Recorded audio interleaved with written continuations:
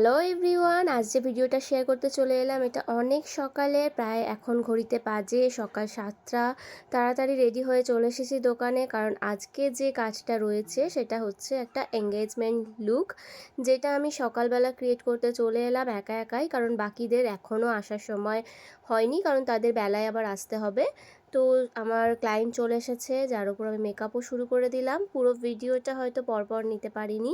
ক্লায়েন্টের একটাই রেকমেন্ড ছিল যে তার সকালের লুক খুব লাইট হবে কিন্তু গ্লোয়িং হবে, আর আই মেকআপটা খুব লাইট হবে। তো আজকে তোমাদের সাথে শেয়ার করলাম তার হেয়ার স্টাইলটা এবং পুরো লুকটা।